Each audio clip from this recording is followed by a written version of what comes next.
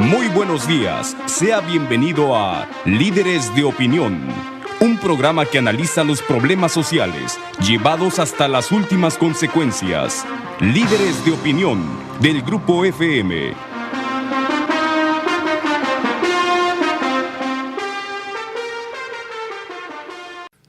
Hola, ¿qué tal? Buenos días. Bienvenidos a su programa Líderes de Opinión.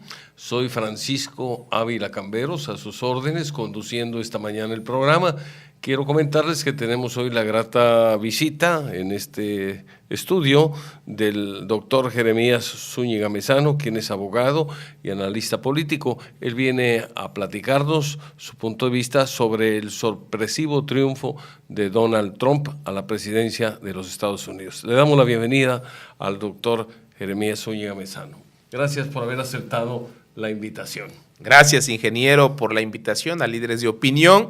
Y bueno, un saludo a todo el auditorio de este programa que es siempre con temas muy interesantes. Muchas gracias, doctor. Entramos en materia. Realmente fue una sorpresa el que ganara Donald Trump. Las encuestas lo ponían en segundo lugar, muchas de ellas, y además había una cierta expectativa que la candidata triunfadora en este caso fuera la señora Hillary Clinton. Fue una sorpresa la que muchos nos llevamos. Esto afectó las bolsas de valores en distintos países, aquí el peso se cayó, etcétera.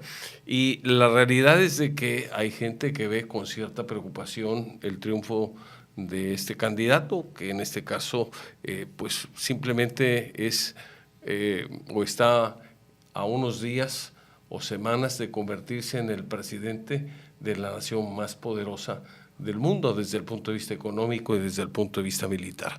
¿Tú a qué le debes el triunfo del señor Trump? Y la pregunta que va también, pues de alguna manera relacionada es, ¿fallaron las encuestas? ¿Cuál es tu opinión? Primero, la sorpresiva victoria de Donald Trump, pues sí fue sorpresiva porque estaba acompañado quizás más de un deseo de millones de personas que querían que no ganara por el tipo de discurso que él emitió, sobre todo vinculado hacia México, hacia los migrantes, no solo de América Latina, sino también con la comunidad musulmana, con la comunidad afroamericana, todos estos migrantes que llegan a los Estados Unidos, el tema de cómo se expresaba sobre las mujeres, es decir, se generó una cadena de deseos para que no ganara. Sin embargo, hay que distinguir entre las encuestas y los pronósticos. En Estados Unidos se apuesta todo y prácticamente había una apuesta que se calculaba estadísticamente en las probabilidades de victoria de Donald Trump, en las cuales Donald Trump tenía muy bajas probabilidades. Empezó con un 15%, y algunos medios de Estados Unidos como el New York Times incluso manejaban a Donald Trump, que solamente representaba un 15, un 20% de probabilidades de ganar. Sin embargo, en la medida que se acercaba la elección, llegó a estar a un 45%. Pero en el caso de las encuestas, no. En las encuestas, si lo recordamos, Hillary Clinton llegó a estar en el mejor escenario solo 11 puntos adelante. De ahí empezó a bajar a 8, vino el debate y recordemos que en el debate incluso Donald Trump se acerca a 2 puntos. Después Donald Trump aparece en las encuestas en el último debate, un punto adelante, que se minimizaron inclusive en varios medios internacionales dentro de Estados Unidos y en México. Se descalificó esa encuesta porque decían que no era posible que Donald Trump tuviera 1 o 1,5 puntos de ventaja, es decir, se manejaban dentro de los rangos del más menos 3.5, que es el promedio de margen de error de las encuestas, pero a eso poco impacto se le dio. Se iban más por el tema de las probabilidades, porque además estratégicamente a Hillary Clinton le convenía hablar de probabilidades, hablar de estudios, de apuestas, porque ellos querían que ganara Hillary Clinton. Además,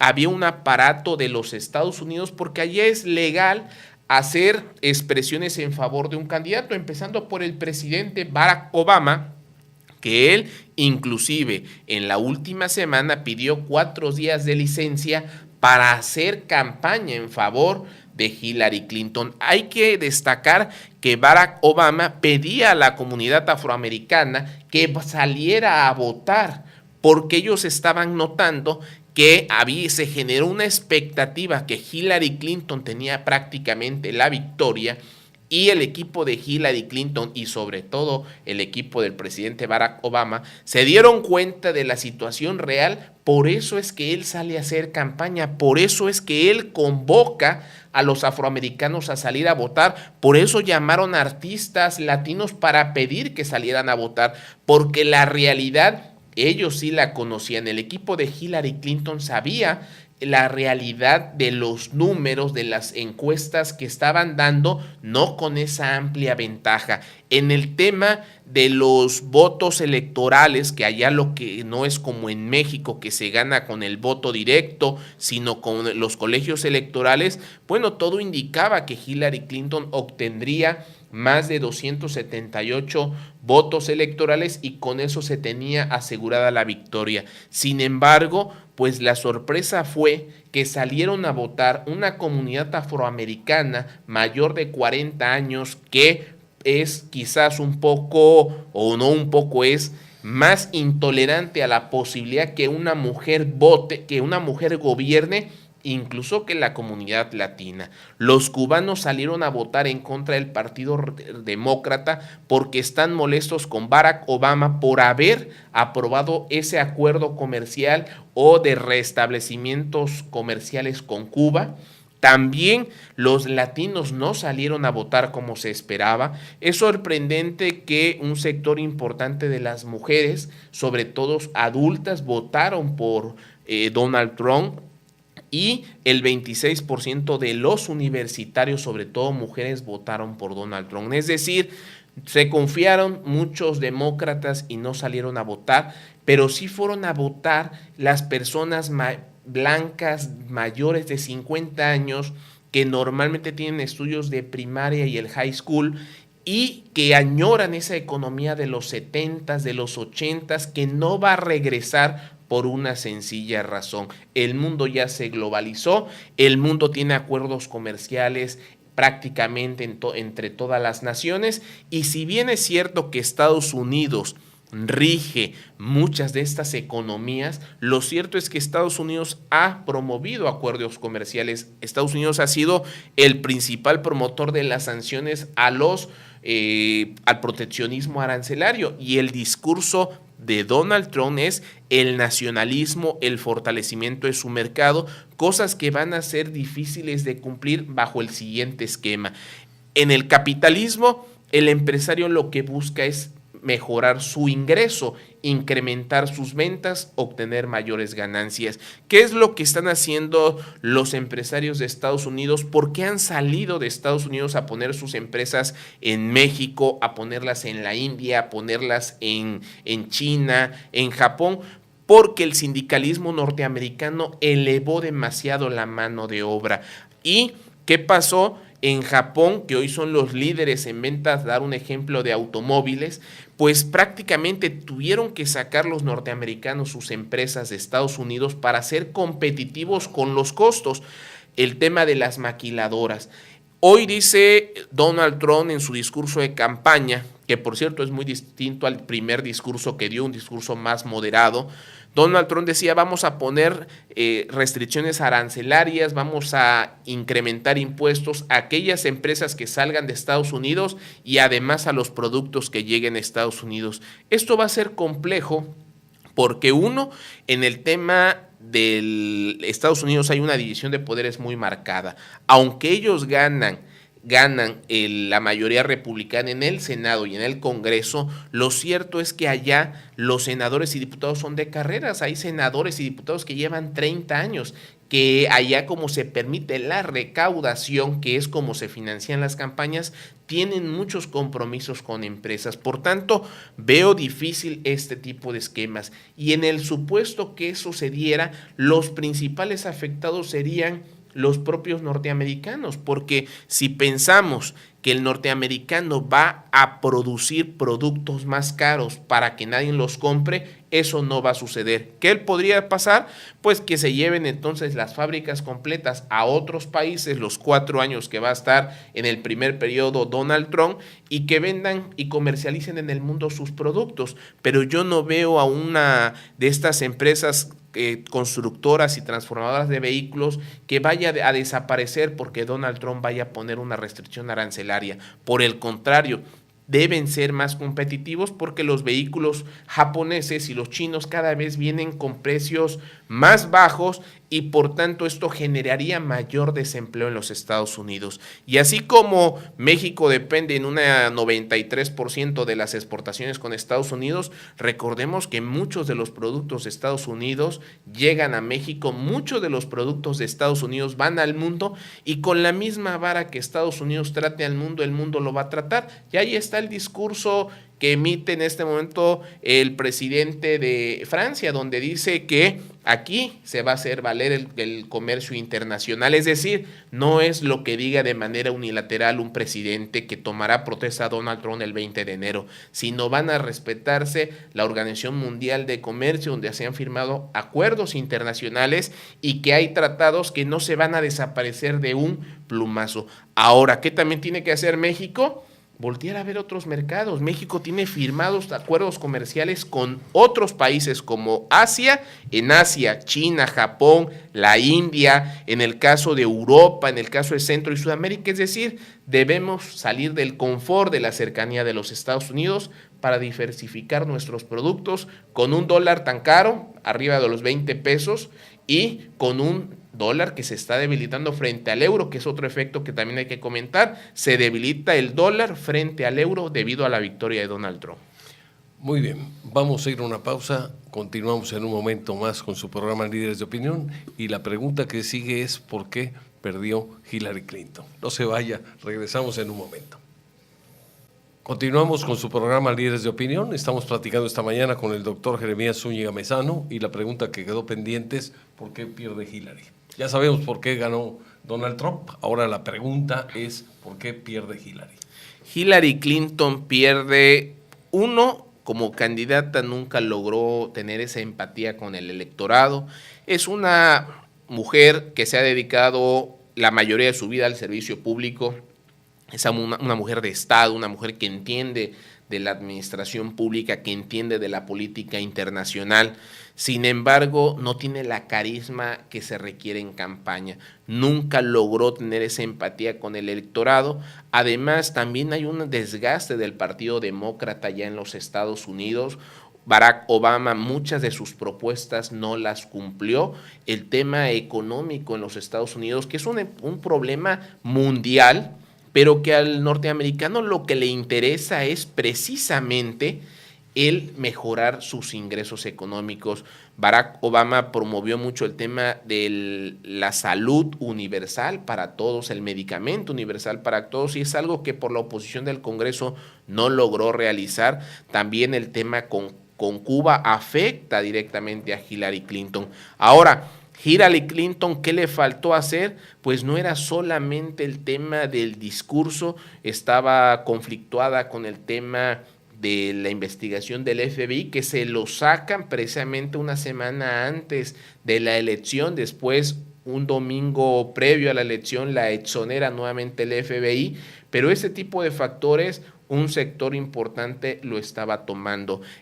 Sus posturas quizás duras en el tema del aborto en Estados Unidos, que Estados Unidos, aunque no es un país preponderantemente católico, sí es un país religioso, ya sea por las religiones protestantes, es decir, distintas a la religión católica, pero que al final todas las religiones están en contra de la... Las religiones cristianas defienden la vida. Así es, entonces eso también le generó un efecto en contra, no logró una empatía permanente con los demócratas y quizás también esa parte de confiarse, decir, pues ya todos están en contra de Donald Trump, pero no implicaba que todos estaban a favor de ella. Mucha gente no salió a votar. Y hay que analizarlo más allá. Y está el fenómeno en Inglaterra, ¿no? Todas las estadísticas y encuestas decían con lo del Brexit que se iba a permanecer en la Comunidad Europea, la gente se confía y no sale a votar. O el caso de la paz en Colombia, también la gente se confía, ¿no? Pues van a votar todos a favor de la paz en Colombia, ¿para qué salgo yo a votar? Y bueno, todo esto ocasiona estas malas decisiones, ocasionan que Hillary Clinton pierda, que también, por cierto, hay que decirlo, tiene un desgaste muy fuerte por tantos años en el servicio público. El tema de su esposo, que ya fue presidente, y que se diga lo que se diga, Hillary Clinton estuvo vinculada a esa administración muy fuerte. Todo lo que Hillary, en este caso Clinton, el presidente Clinton, no logró hacer, pues también tenía esa repercusión. Y considero que lo más importante que hace que pierda Hillary Clinton fue ese discurso de añoranza populista de Donald Trump, que promete que regresarán Estados Unidos a ser esa potencia económica donde el estadounidense podía cambiar de vehículos durante el mismo año, podían tener varias casas, sus ingresos y prestaciones salariales son muy elevadas, que por cierto, y mucho se le cuestionó, si analizaban el tema fiscal de Donald Trump y el tema del pago de las prestaciones de Donald Trump a sus trabajadores, se contrapone a su discurso. Claro. Pero al final todo esto lo que lleva es que Hillary Clinton pierda las elecciones, que desde luego el mundo se sorprenda, pero reitero, hay que hacer un análisis muy frío en el hecho de no distinguir entre las encuestas y los pronósticos, porque ahí es clave. Hay un tema que a mí me pareció muy relevante. Unas encuestas que sacaron recientemente sobre la opinión del electorado, resulta que un 46% de los electores estaban insatisfechos, es un número muy alto, insatisfechos con el trabajo realizado por el presidente Obama. Y un 23% estaba furioso, angry, dicen ahí, furioso, molesto por esos resultados. Entonces, si sumamos los porcentajes, estamos hablando de un 69% de personas, que de alguna manera estaban siendo afectadas por las decisiones del presidente Obama, sobre todo desde el punto de vista económico. Y eso, cuando afecta el bolsillo de los contribuyentes o de los ciudadanos, pues su forma de manifestarlo inmediatamente es rechazando lo que esté relacionado con el régimen que está a cargo del gobierno o con el partido que está a cargo del gobierno, en este caso los demócratas. Posiblemente esto también ayudó a abonar en la derrota de la señora Clinton. Pues hay que decir que el presidente en la historia de los Estados Unidos que más mexicanos y latinos ha deportado es Barack Obama. Increíble que el discurso de Donald Trump era de deportación, es de muros, pero el presidente en la historia de los Estados Unidos que más ha deportado, en este caso mexicanos y latinos, es Barack Obama.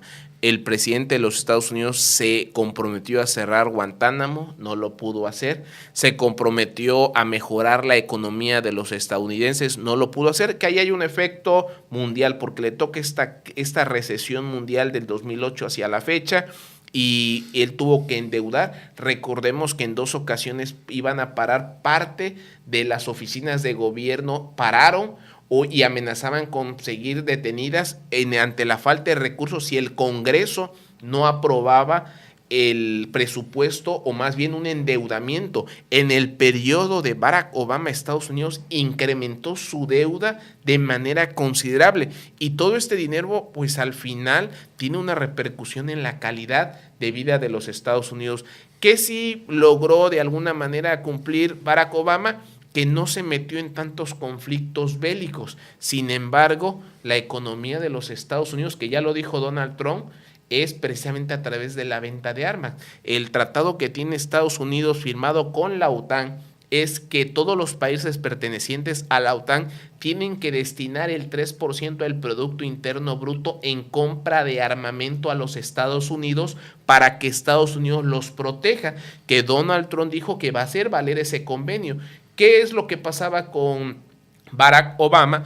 Pues lo contrario. Barack Obama participó en algunos conflictos bélicos, pero no fue esa agresión que tenían los republicanos, que se caracterizó sobre todo Bush, o después con tanto el hijo como el papá, después con Clinton, se atenúa esta situación. Digamos, los demócratas son menos proclives al tema menos belicosos. Así es. Y en el tema de los republicanos, pues buscan esa economía, que por cierto, un sector que apoyó fuertemente a Donald Trump fue precisamente la industria militar. La industria militar y este club de armas que hay en Estados Unidos, porque su compromiso con ellos fue exigir que Estados Unidos se haga valer ese acuerdo con la OTAN, que todos los países pertenecientes a la OTAN tienen que aportar el 3% de su Producto Interno Bruto a la compra de armas que ellos fabrican, y con esto pues fortalecer lo que es la economía, que ha sido el motor de los Estados Unidos. Y bueno, también debemos de tener presente, otros países influyeron. Está el tema de Rusia, que influye porque filtraba información en contra de Hillary Clinton. A Vladimir Putin le interesaba que ganara Donald Trump porque lo ven como una debilidad política para los Estados Unidos y ven la oportunidad de cambiar esa política de Estado. Y países de alguna manera de Medio Oriente también no querían que ganara Hillary Clinton por las políticas que han puesto. Ven quizás una debilidad política en cuanto a conocimiento de gobierno en Donald Trump, y por eso también ellos filtraban información a través de Wikileaks, toda esta información en contra de Hillary Clinton, el tema de los correos, el tema de los escándalos, para afectar a Hillary Clinton y favorecer a Donald Trump. Pero mucho de esa derrota se la deben también a Barack Obama por no haber cumplido, por las circunstancias que sean, con sus promesas de campaña. Con lo que ofreció. Y eso yo creo que de alguna manera debemos de verlo reflejado en México, sobre todo con aquellos gobernantes que prometen todo y a la hora de llegar al poder, pues sí, hacen todo eso nada más que al revés. Y dos reflexiones muy rápidas. En el gobierno o en la administración de Barack Obama, Estados Unidos alcanzó el mayor déficit de su historia y también la mayor deuda acumulada de su historia. Me preocupa porque en algunos casos, guardadas las proporciones, nos parecemos a ellos. Una deuda tremenda que tenemos aquí que rebasa el 50% del PIB y también un déficit presupuestal. Ahorita que acaban de aprobar el presupuesto, no sé cómo le van a hacer, pero con la crisis que tenemos y todavía el presupuesto se incrementó un poco más, el presupuesto que acaban de aprobar, y para poder de alguna forma alcanzar ese presupuesto estaban pidiendo más de 500,000 millones de pesos prestados que alguna vez tendremos que pagar. Entonces es una situación preocupante también la que tenemos aquí. Vamos a ir a una pausa, no se vaya, seguimos en un momento más platicando con el doctor Jeremías Zúñiga Mezano. Continuamos con su programa Líderes de Opinión. Estamos platicando con el doctor Jeremías Zúñiga Mezano. Doctor, ese es el entorno que vemos pues internacional, los problemas que está generando pues el triunfo de Donald Trump. El problema está generando a nivel mundial con la caída de las bolsas de valores, devaluación de algunas monedas, algunas manifestaciones de ciudadanos americanos en distintas ciudades de ese país que están en contra, pues obviamente del triunfo, pero yo creo que poco pueden hacer porque finalmente ganó y aún con el disgusto de algunos, pero bueno, pues seguramente va a tomar posesión el día 20 de enero. Tengo aquí una pregunta que me gustaría que nos hiciera el favor de responder. En el caso de México, ¿cómo nos va a afectar o a beneficiar el triunfo de Donald Trump? Hay que esperar ya como presidente de los Estados Unidos qué decisiones va a tomar. Pero lo vamos a saber no hasta el 20 de enero, lo vamos a saber precisamente de aquí al 20 de enero, porque ya en este momento debe estar trabajando en su programa de gobierno de los primeros 100 días. Se especula que en los primeros 100 días va a tocar el tema del Tratado de Libre Comercio con México. Y del muro. Y el tema del muro, que el tema del muro va a ser un tema complicado, no para ellos, sino el tema de la negociación. de cómo se va a financiar por la situación económica de los Estados Unidos y de que pueden ver la manera del financiamiento a través de restricciones arancelarias o de poner el tema a las remesas, ponerles un impuesto. Hay mecanismos, pero de aquí al 20 de enero vamos a saber cuál va a ser la afectación en el próximo gobierno, porque en este programa que ya están creando para los primeros 100 días van a ser claves para México. Sin embargo, yo veo el triunfo de Donald Trump como una oportunidad para que volteemos a ver el fortalecimiento del mercado interno, para que aprovechemos los tratados comerciales que México tiene firmados con otros países, con otras economías, sobre todo con Asia, con países de Europa, de Centro y Sudamérica. ¿En qué sentido? Por la comodidad, a lo largo de muchos años solo comerciamos con los Estados Unidos, una cercanía, el tema del dólar, algo que generaba identidad, tantos mexicanos en Estados Unidos que eran los enlaces para el comercio. Sin embargo, hoy el gobierno federal debe instruir a sus secretarios, sobre todo a los encargados del comercio, de las relaciones internacionales, debe instruirlos para que capaciten a los sectores empresariales, para que pongan intermediarios para buscar nuevos mercados. México debe dejar de ser un país que solo vende materia prima barata y compra productos transformados caros. México ya debe de vender los productos industrializados, sus derivados, y de esta manera le podríamos vender a China, que tienen una cantidad de necesidad alimentaria enorme, y que le podríamos, con el campo que hay en México, venderle productos transformados. A China no le vamos a ir a vender juguetes o ropa, no, le podemos vender productos del campo, pero no solo los productos naturales, sino ya transformados, industrializados, que generaría eso muchos ingresos para México. Lo mismo con la India. ¿Qué podemos hacer hacia Centro y Sudamérica? Pues ahí tenemos el tema del café, el tema del tabaco, el tema de la maquila de productos. En México hay maquiladoras que no solo hay que voltear a ver a los Estados Unidos, hay que voltear a ver ahora hacia donde Estados Unidos distribuye su mercancía, porque nosotros en México maquilábamos, en Estados Unidos le ponían la etiqueta y ellos lo distribuían a todo Centro y Sudamérica. Nos lo a vender a nosotros. O nos los vendían transformado. ¿Qué hay que hacer? Atender todo el mercado de Centro y Sudamérica, atender esos mercados. ¿Por qué no India? Porque en India hay muchas maquiladoras y son muchos más millones de habitantes en la India que en México, y por tanto no podemos competir por el tema de la mano de obra en cuanto a costos, o con China, pero sí con todo este sector de Centro y Sudamérica. Ahí podríamos entrarle. Es decir, México tiene que explorar nuevos mercados, hay que apostarle al producto, al fortalecimiento de la economía interna, el que seamos, de acuerdo a los datos de la ONU, ya 129 millones de mexicanos, más allá de ser un problema, es una fortaleza, porque tenemos consumo interno. Países como Colombia, que apenas tienen 40 millones de habitantes, o Chile, que tiene alrededor de 22, pues tienen problemas de autoconsumo. Pero en México, con una población tan grande, con una mano de obra que podemos eficientar,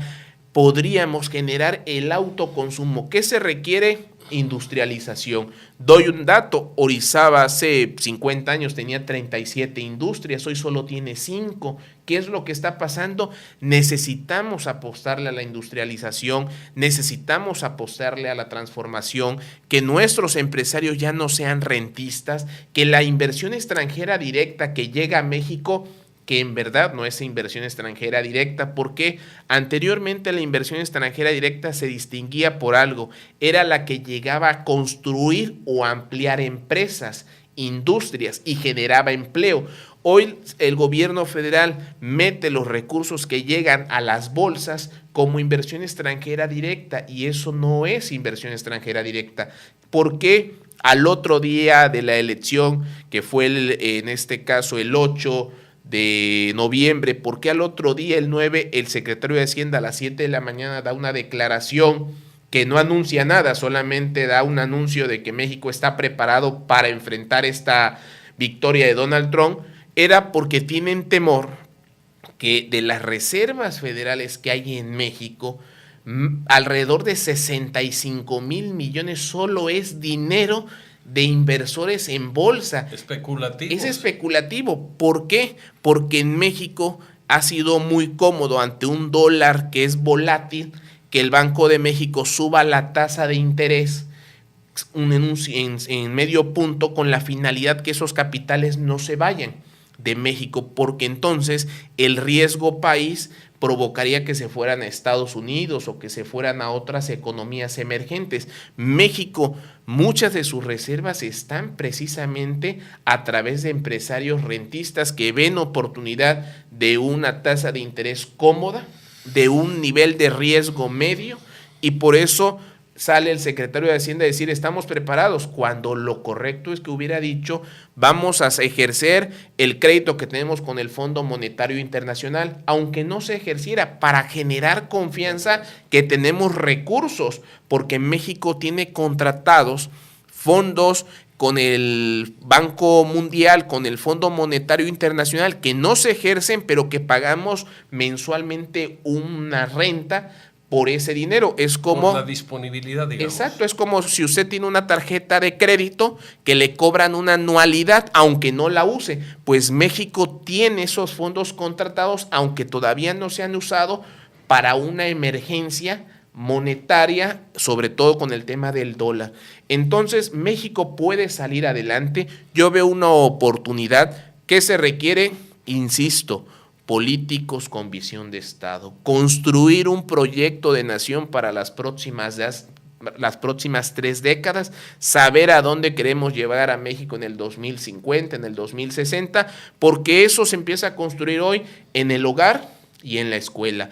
Los ciudadanos, los profesionistas y profesionales que va a requerir México en el 2050 se tienen que empezar a formar hoy desde la primaria y desde el hogar. De lo contrario, vamos a llegar al 2050, donde muchos economistas han escrito libros y vendido libros que dicen que México va a ser una potencia económica mundial, que yo ojalá lo deseo que así sea, pero yo no veo que estemos formando el país, ni que lo estemos industrializando, ni lo estemos proyectando para esa situación en realidad. Por tanto, ¿qué debe hacer el presidente Enrique Peña Nieto?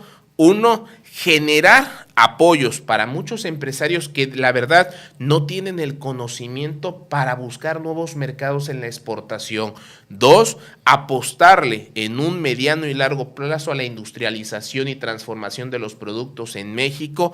Tres, tienen que la burocracia que hay en México hacerla eficiente. Ya no necesitamos tantos burócratas de escritorio, necesitamos que los encargados del comercio exterior, de la economía, salgan de la oficina y empiecen a generar lazos comerciales. Necesitamos el fortalecimiento hoy más que nunca de las cámaras empresariales, industriales, que estén enlazadas con los brokers, que estén enlazadas con los empresarios del comercio exterior, con los especialistas en materia aduanera, para buscar nuevos mercados. La gente del campo requiere asesoría, la gente, los ganaderos requieren asesoría. ¿Por qué solo le vendemos a Estados Unidos? Porque nadie les ha dicho cómo venderle a los chinos o a los de la India o a los de Brasil o a los de Argentina. Necesitan asesoramiento y eso le corresponde al gobierno federal y al gobierno de los estados. Pero mientras que no haya un proyecto de nación para las próximas 3 o 4 décadas, pues difícilmente se va a presentar. Aquí en lugar de proyecto de nación tenemos un proyecto de elección. Todo el mundo está preocupado y preparándose para el 2018 y las elecciones que por ahí vayan saliendo también, y nos estamos olvidando de lo importante. Y una reflexión más. Yo no me explico cómo en una empresa privada, para buscar ser eficiente, cada vez contratan más obreros y menos personal administrativo. ¿Por qué? Porque tenemos computadoras, porque tenemos ahora sistemas muy ágiles que permiten hacer el trabajo de escritorio. A lo mejor si antes lo hacían con 10 personas, ahora lo pueden hacer 2 o 3. Tenemos internet, tenemos programas muy sofisticados, algunos de cómputo, para poder llevar la contabilidad, para poder llevar pues muchos de los procesos administrativos con una alta eficiencia. Va reduciéndose la cantidad, digamos, llamémosla así, burocracia interna de las empresas. La gente administrativa o la gente que está en el área administrativa va disminuyendo y cuando alguien contratan, lo contratan para producir. En el caso del gobierno sucede exactamente lo contrario. Cada vez hay más gente atrás de los escritorios y resulta que esa gente, salvo excepciones que también las hay, pero pues es altamente improductiva. Tiene un costo muy alto, genera un pago de una nómina que, bueno, pues en algunos casos, aquí en el estado de Veracruz, un altísimo porcentaje del presupuesto que tiene el estado es para pagar nómina y muy poco para servicios, muy poco para infraestructura, muy poco para obra pública. Yo creo que hay que replantear todo eso. Y hay una pregunta que quisiera plantear ahorita, pero nos vas a hacer favor de contestarla en el próximo bloque. ¿De quién es la culpa de la emigración? ¿De Estados Unidos que no los quiere recibir o de México que no ha creado las condiciones necesarias para que los mexicanos nos podamos desarrollar, crecer, ser productivos en nuestro propio país? Vamos a una pausa y regresamos en un momento más. El doctor Jeremías Zúñiga nos va a hacer favor de contestar. Continuamos con su programa Líderes de Opinión. Estamos platicando con el doctor Jeremías Zúñiga Mezano. Doctor, ¿de quién es la responsabilidad de la emigración de mexicanos hacia Estados Unidos? ¿Es una responsabilidad de México o es una responsabilidad de Estados Unidos? Tu opinión, tu punto de vista y tus comentarios. Bueno, México tiene la responsabilidad de poder generar las condiciones económicas para sus ciudadanos, para que cada mexicano se pueda desarrollar, tenga acceso a educación, tenga acceso al trabajo, tenga acceso a la calidad de vida, que son derechos humanos plasmados en la Constitución. Es responsabilidad del gobierno mexicano generar las condiciones para que lleguen los empresarios, para que el empresariado mexicano y el internacional generen riqueza y generen empleos. No podemos responsabilizar a Estados Unidos o en este caso a Donald Trump que él proponga construir un muro y cerrar su frontera, porque él está haciendo lo que le corresponde, fortalecer la economía y garantizar el trabajo para los estadounidenses. Y lo que están buscando es que más personas de otros lugares del mundo, porque no solo de México, sino de todas partes del mundo, lleguen a los Estados Unidos sin una identificación. Hay que destacar que el Tratado de Libre Comercio en uno de sus apartados contemplaba que para que existiera un acuerdo migratorio con los Estados Unidos y Canadá, se tenía que generar una identificación, que cada mexicano que ingresara a Estados Unidos y Canadá estuviera perfectamente identificado a través de huellas dactilares, a través de a qué se dedicaba, dónde vivía, si tenía antecedentes penales. Esto en diversas ocasiones se quiso hacer, ya sea a través del CUR, se quiso hacer a través del IFES, del INE, pero lo cierto es que no se ha hecho. Por eso no ha habido un acuerdo migratorio con los Estados Unidos y el Tratado de Libre Comercio lo contempla desde su inicio. Para que haya acuerdo migratorio, cada mexicano tendrá que ser identificado en la frontera. México no ha tenido la capacidad de hacerlo. Entonces, es responsabilidad del gobierno mexicano generar esas condiciones de infraestructura industrial, turística, carretera, para que los mexicanos no tengan que emigrar a otros países, para que esos millones de mexicanos que están en Estados Unidos pudieran regresar con sus familias y que tuvieran asegurado un desarrollo laboral. Solo hay que considerar la mano de obra calificada que hay en Estados Unidos, porque muchos de estos mexicanos trabajan en el campo. Ellos ya están capacitados, conocen la tecnología, el manejo de esta tecnología de primer mundo para que el campo sea más productivo. ¿Qué es lo que pasa si vienen a México que no tenemos la tecnología? ¿Qué es lo que pasa que los apoyos hacia el campo se dan fuera de temporada? O se los llevan los líderes o los políticos y les dan migajas solamente. Exacto. Entonces, ¿esto qué provoca? Que el campo mexicano, para empezar, sea mal visto por la sociedad. Y eso es un error. El campesino y el ganadero, pues precisamente yo pongo siempre de ejemplo un anuncio de una camioneta, ¿no? Que hasta un niño pregunta por la marca de la camioneta. Pero los que se compran esa camioneta son precisamente la gente del campo, que tiene un poder adquisitivo y de vida elevado. Pero se ha menospreciado el trabajo del campo, porque hay dos problemas. Uno, el abandono del gobierno en materia de inversión alimentaria, que intervienen factores externos, como cuáles, los factores del comercio internacional. Hay muchos empresarios internacionales que emiten sobornos para que no se apoyen sectores del campo, para que les compren sus granos, sobre todo Estados Unidos, que vende mucho maíz transgénico, mucho grano que viene de la zona de la India. Es decir, hay conflicto de intereses que han limitado el desarrollo industrial del país, pero México tiene que tomar decisiones para hacer más eficiente la ganadería y la agricultura. Dos, el tema de puertos. Nosotros contamos en México con puertos importantes que podríamos llevar productos a todas partes del mundo, pero se requiere la modernización.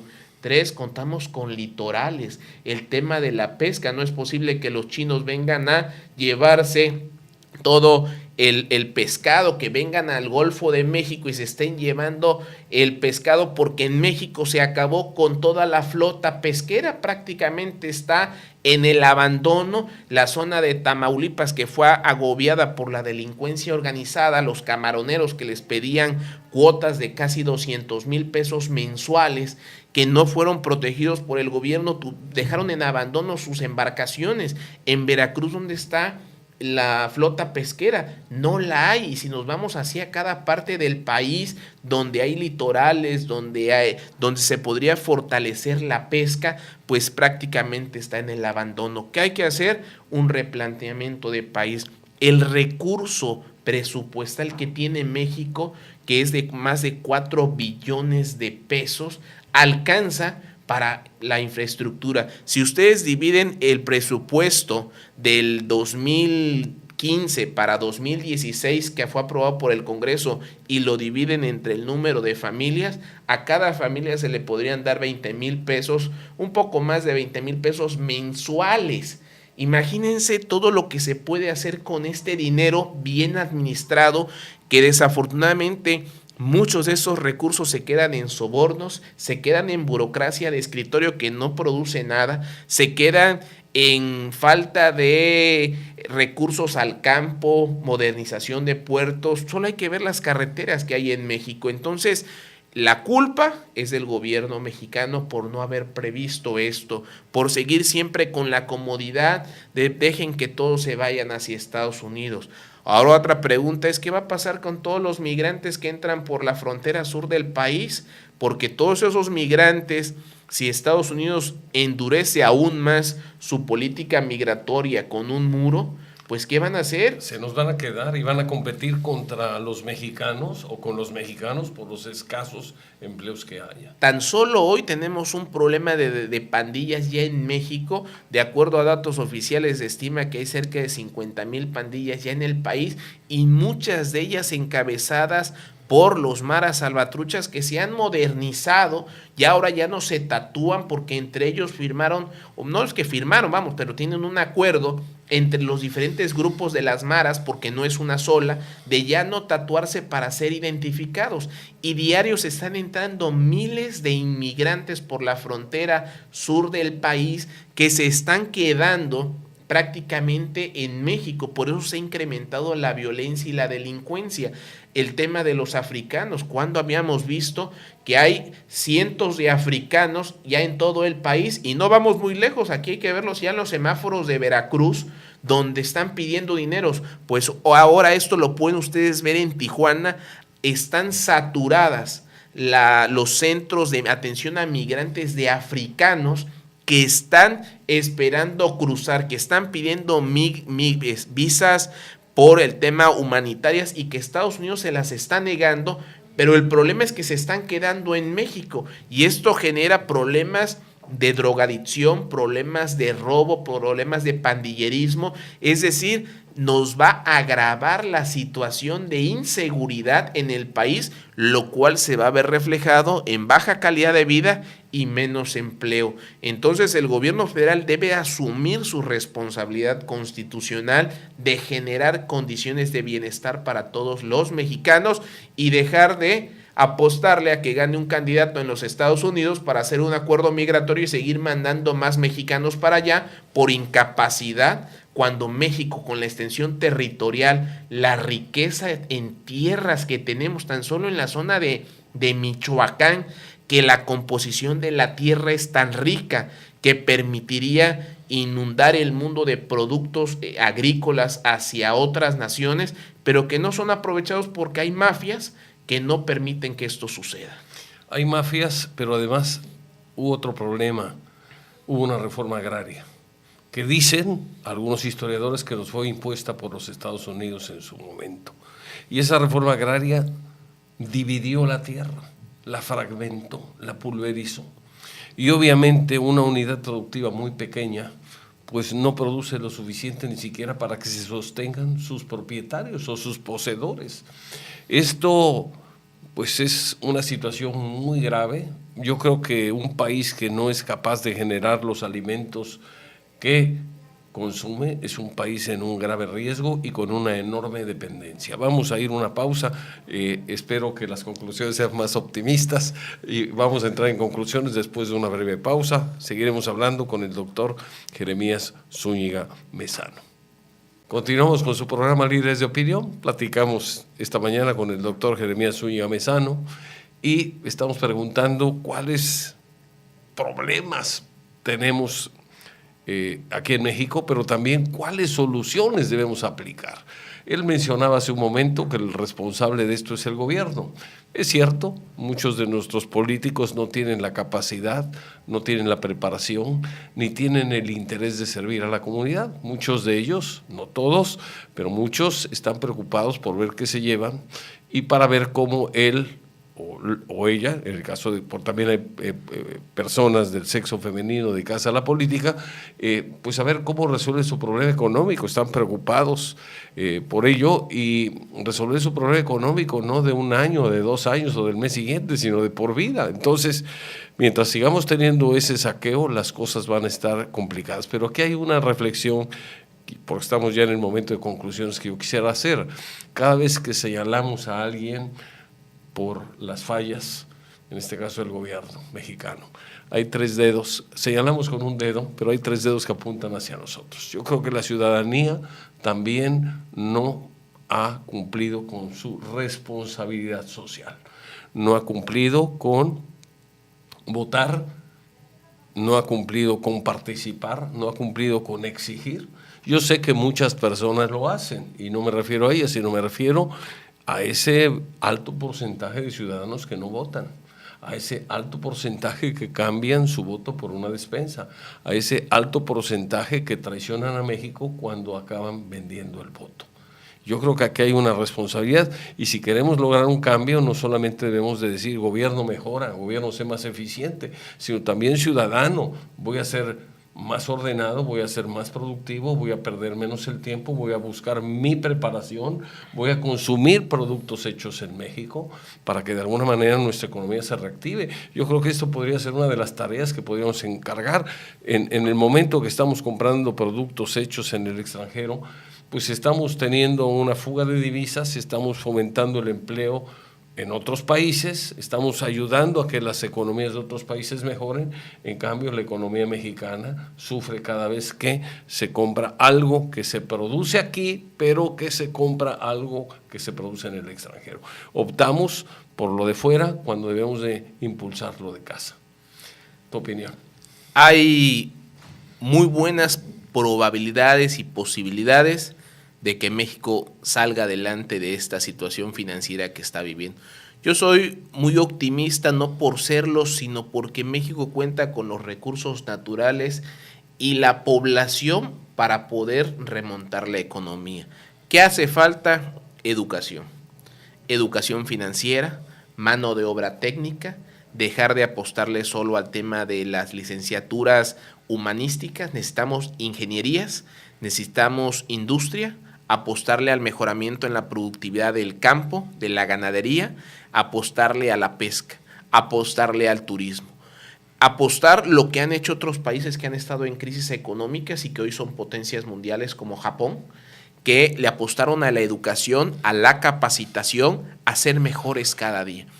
Desafortunadamente esa corresponsabilidad de la que habla, donde los ciudadanos no hemos cumplido el papel que nos corresponde, es fundamental, porque todos hemos estado en un estado de confort, en ese statu quo que es cómodo, el mantener siempre que el gobierno me dé, que yo me acomodo y si no, pues voy a los Estados Unidos. Todo eso hay que cambiarlo. Por ello es importante que el país tome un nuevo rumbo, que el país se recomponga, se reestructure y se construya ese proyecto de nación que tanto insisto porque yo no lo veo. Y mientras que no lo hagan, mientras que no se construyan, pues México seguirá navegando sin rumbo. Estaremos preocupados por las elecciones de Estados Unidos y después nos vamos a preocupar por la elección del presidente del Fondo Monetario Internacional y después nos vamos a preocupar por la elección del presidente del Banco Mundial y no nos vamos a preocupar por la selección de nuestra economía, por elegir a los políticos profesionales capacitados para generar proyectos económicos. Al gobierno le corresponde generar condiciones para que el empresariado invierta, genere empleos y genere riquezas. Debemos de apostarle ya no a los empresarios rentistas, debemos apostarle al empresario que arriesga su dinero pero que le garantizan su inversión. Apostarle a la transformación y a la industrialización de productos. Reitero, hay que recuperar las industrias del país.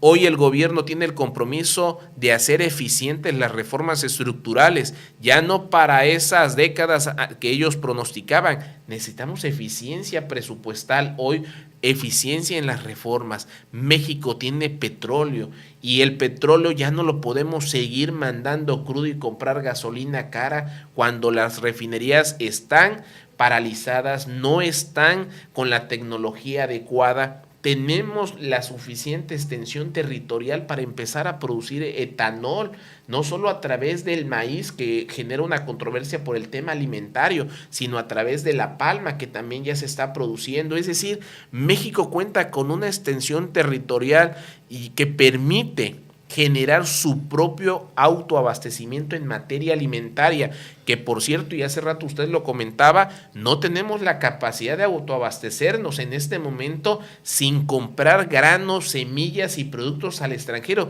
Es increíble que México, siendo un país ganadero, estemos ya importando más carne que la que exportamos. Eso es grave, que se refleja con una situación que también en el campo ya no estamos exportando el maíz que en otras épocas se hacía. Ahora es más el maíz que le compramos transgénico a los Estados Unidos que el que México produce. ¿Esto por qué se da? Porque desafortunadamente, insisto, complicidades e ineficiencias de las autoridades que no dan los apoyos de manera correcta. Si una persona tiene una extensión territorial, no hay que darle los apoyos por dárselos, sino se tienen que dar productividad, por productividad. ¿Eso qué implica? Tú tienes N número de hectáreas, tienes derecho a tantos apoyos. Si en esta temporada de cosechas tú elevas la producción, el siguiente año te puedo refinanciar más. Pero si tú no hiciste nada en producción, pues ya te voy a quitar los apoyos. ¿Qué es lo que pasa aquí en México? Tienes tantas hectáreas, te doy dinero. No me importa si haces producción o no haces producción. Si se la siembra se da o no se da. Eso no puede. No podemos seguir en el siglo XXI, seguir apostándole a los cultivos del siglo XIX y de temporada. Es que si llueve o no llueve, cuando ya hay mecanismos para reutilizar el agua. Es increíble que vengan los norteamericanos y aquí en el estado de Veracruz se produzca todo el tomate para las empresas esas de hamburguesas de los Estados Unidos. ¿A través de qué? De hidroponía. La hidroponía provoca triplica la productividad en espacios muy reducidos de cualquier tipo de producto y es incluso más sano porque no lleva ningún tipo de conservadores o pesticidas porque la hidroponía es a través de goteo y se ocupan espacios más reducidos y la producción es 3 veces mayor que en el campo normal, y con la extensión territorial que tenemos y con el presupuesto destinado en materia de agricultura y ganadería en México, es para que México tuviera su autoabastecimiento alimentario y estuviéramos produciendo. Pero mientras que todos le sigan apostando al tema de lo humanista, es increíble que en México, como en Argentina, todos quieren ser psicólogos y psiquiatras, cuando deberíamos estar produciendo ingenieros, recuperar la fortaleza de la mano de obra técnica que hacen falta.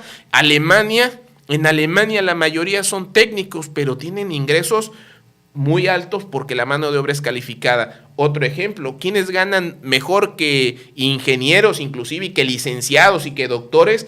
Los técnicos en buzón, en soldadura, porque es mano de obra calificada. Pero aquí en México tenemos una cuestión de menospreciar aquello que no tiene un título que te dé, como si fuéramos en otra época de nobleza, yo le llamo, cuando deberemos de ser reales y apostarle a aquello que genere bienestar económico y desarrollo dentro de las propias economías. Eso es clave para salir adelante el país. Y quiero ser positivo, México cuenta, insisto, con los recursos territoriales y los recursos litorales y el presupuesto anual para salir adelante. ¿Qué se requiere?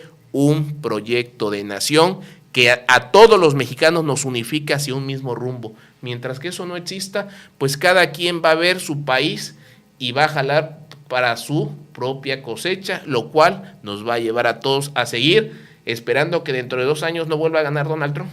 Y eso va a ser grave para todos. No podemos depender de otro país, no podemos depender de terceros, tenemos que ser autosuficientes, tenemos que ser productivos, tenemos que mejorar a nuestro gobierno, tenemos que tener gente más capacitada al frente del mismo, tenemos que aprender y entender que el saqueo de recursos públicos es un delito de lesa humanidad, porque despoja programas que están enfocados a atender enfermos con cáncer, a gente que requiere apoyo a través de servicios médicos, de medicinas, etcétera, para poder de alguna manera tener una sociedad más sana, una comunidad más sana, que pueda ser más productiva, y eso se logra también enfermándose menos. Muchos los retos, yo estoy seguro que si nos ponemos las pilas, que si trabajamos muy duro, vamos a salir adelante. Eso no tengo duda. Doctor, muchísimas gracias por venir a compartir aquí tus conocimientos. Te agradecemos nuevamente. Ya eres un invitado frecuente. El doctor, quiero decirles, es una gente joven, muy culta, muy preparada, y a nosotros nos da mucho gusto que acepte las invitaciones frecuentes que le hacemos para este programa. Les agradecemos también a ustedes el favor de su atención y nos vemos y nos escuchamos, Dios mediante, en Líderes de Opinión la próxima semana. Muchas gracias y buen fin de semana.